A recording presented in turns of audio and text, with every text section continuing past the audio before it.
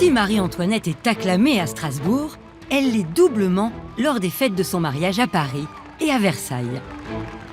Le roi Louis XV est séduit. Le futur Louis XVI est impressionné par cette si jolie jeune fille devenue son épouse. La dauphine ne peut que rayonner, imaginant sa future vie de reine sous les plus beaux auspices. Très vite pourtant, les difficultés et déconvenues au sein du château de Versailles s'accumulent. Dès qu'elle est arrivée à la cour, Marie-Antoinette comprend bien que les problèmes vont commencer. D'abord, cette animosité avec la comtesse du Barry.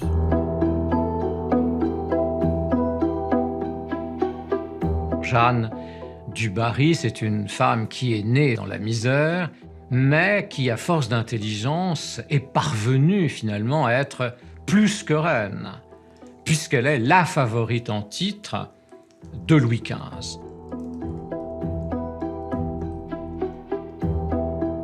Et voir, quand on est si jeune, le grand-père de son mari, futur Louis XVI, s'afficher avec une femme qui n'est pas sa femme légitime, et qui plus est née véritablement dans un milieu aussi médiocre, aux yeux de Marie-Antoinette, c'est intolérable.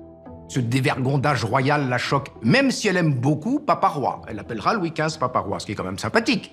Et lui est très fier, hein. Bon, il est très fier. Et puis elle se rend compte que c'est un nœud de vipère aussi, Versailles. Il y a des clans qui sont là, il y a des grandes familles qui se pressent, qui luttent entre elles pour avoir les postes ministériels ou les évêchés. Et puis il y a aussi des questions de famille. À Versailles, vous avez les filles de Louis XV qui ne se sont pas mariées. Ce sont des vieilles filles qui sont restées avec papa, n'est-ce pas? Et donc, du coup, ces dames-là se considèrent comme garantes de la rigueur versaillaise. Et on sent très bien un conflit de génération. Ça, c'est très frappant. C'est une cour qui est véritablement l'ancienne cour de Louis XV. Ce sont des gens âgés. Mais elle a 14 ans, elle a 15 ans. Et elle n'a en face d'elle que des visages ridés. Ce sont des vieillards. C'est une cour de vieux. Et elle-même dit qu'à partir de 30 ans, elle ne comprend pas comment on peut se présenter à la cour. Versailles, c'est une prison dorée.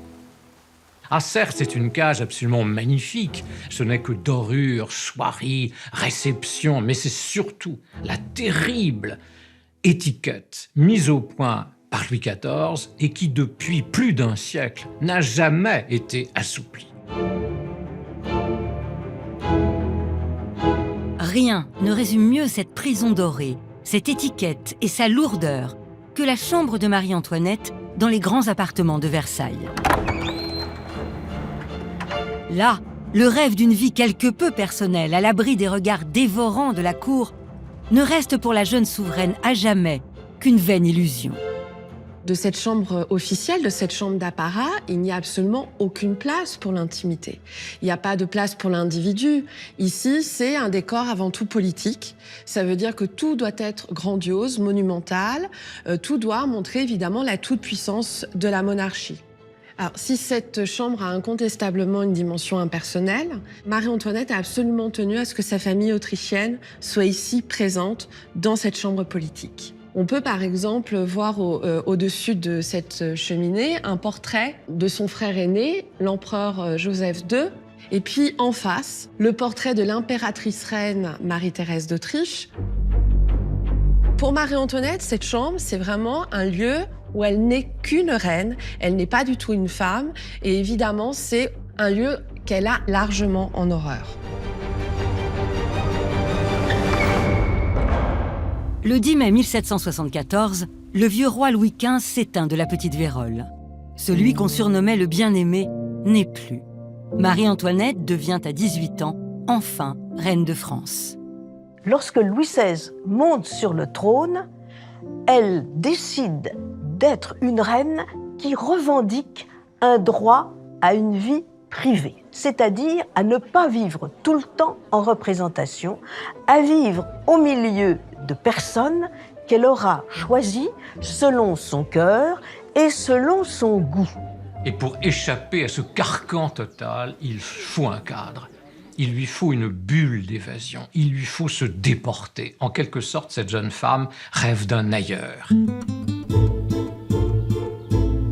Cet ailleurs idyllique, ce cadre idéal, loin de la pesanteur de la cour, sera un domaine rien qu'à elle, offert par son époux Louis XVI dans le parc du château de Versailles, le Petit Trianon.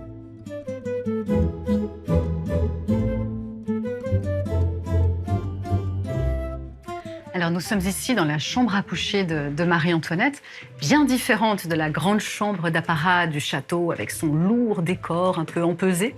Ici, eh bien, tout porte la marque du goût de la reine. On est dans des petites pièces, beaucoup plus intimes, un plafond simple. Et cette chambre, elle est à l'image de ce qu'on pourrait appeler le style Trianon, c'est-à-dire un style d'un extrême raffinement, mais qui se part de naturel. Alors on le voit avec cette couleur vert d'eau des murs qui apporte toute la fraîcheur des jardins à l'intérieur, et puis aussi avec le mobilier, et notamment cet extraordinaire mobilier aux épis qui a la particularité d'avoir conservé sa garniture originale. Et on a une ouverture comme un tableau sur les jardins environnants, alors qui ne sont pas la vraie nature, qui sont une sorte de théâtre de la nature, complètement recréé par la reine. Cette fabuleuse Arcadie avec des temples de l'amour, des rochers, des vallées sinueuses. Le plaisir favori, c'était la promenade dans les jardins, d'abord parce qu'elle était recommandée par les médecins, et puis ensuite parce que la promenade, ça permet la conversation, ça permet les confidences. Peu de monde est reçu dans cette bulle de beauté, créée tel un rêve par Marie-Antoinette. Juste quelques favoris, jeunes et distrayants, en franchissent la porte. Des proches dont elle a de plus en plus de mal à se passer. Ils vont former très rapidement une petite bande très iconoclaste de jeunes gens qui sont mus par l'envie de jouir de la vie, des plaisirs, des bals, mais ils sont totalement en décalage avec ce qui est attendu d'eux. En gros, c'est une jeunesse dorée qui fait un petit peu n'importe quoi pour qui tout est permis. C'est un club extrêmement fermé. Et cette vieille cour, l'ancienne cour de Louis XV, qui a régné sans partage sur la France, qui, à son époque, lançait les modes, sombre dans une jalousie verte parce qu'elle se sait reniée, bafouée et surtout oubliée. Et c'est intolérable.